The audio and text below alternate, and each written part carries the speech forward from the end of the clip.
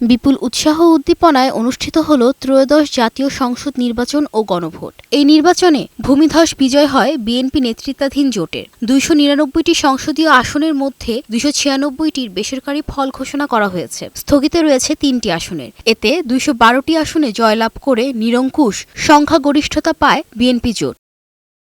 BNP জোটের ভূমিধস বিজয়ে অভিনন্দনে ভাসছেন তারেক রহমান। বিএনপি চেয়ারম্যানকে উষ্ণ অভিজ্ঞতা জানিয়েছেন ভারতের প্রধানমন্ত্রী নরেন্দ্র মোদী। নিজের ভেরিফাইড ফেসবুক পেজে দেয়া এক পোস্টে এই অভিনন্দন জানান তিনি। বলেন, এই বিজয় বিএনপি নেতৃত্বের প্রতি বাংলাদেশের জনগণের আস্থার প্রতিফলন। তারেক রহমানকে ভাই সম্বোধন করে শুভেচ্ছা জানান পশ্চিমবঙ্গের মুখ্যমন্ত্রী মমতা বন্দ্যোপাধ্যায়। বাংলাদেশের সাথে ভারতের সুসম্পর্ক সবসময় বজায় থাকবে বলেও মন্তব্য করেন তিনি। এদিকে বিএনপি চেয়ারম্যান তারেক রহমানকে অভিনন্দন জানিয়েছেন পাকিস্তানের প্রধানমন্ত্রী শাহবাজ শরীফ। সামাজিক যোগাযোগ মাধ্যম এক্সে দেয়া এক বার্তায় উষ্ণ অভিনন্দন সহ বিজয়ের জন্য শুভেচ্ছা জানান বিএনপিকে।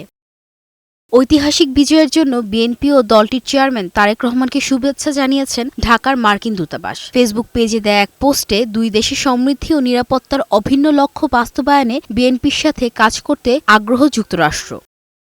বিএনপির ভূমিধস বিজয়ে দলের চেয়ারম্যান তারেক রহমান ও দেশের জনগণকে অভিনন্দন ও শুভেচ্ছা জানিয়েছে চীন।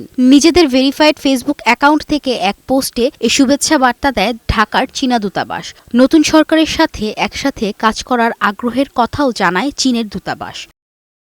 তারেক রহমানকে অভিনন্দন জানিয়েছেন মালয়েশিয়ার প্রধানমন্ত্রী আনোয়ার ইব্রাহিম। এক বিবৃতিতে তিনি বলেন, এই বিজয় গণতন্ত্রের বিজয়। জনগণের এই রায় বাংলাদেশের গণতন্ত্রের চর্চাকে আরও শক্তিশালী করবে বলেও আশাবাদ ব্যক্ত করেন তিনি।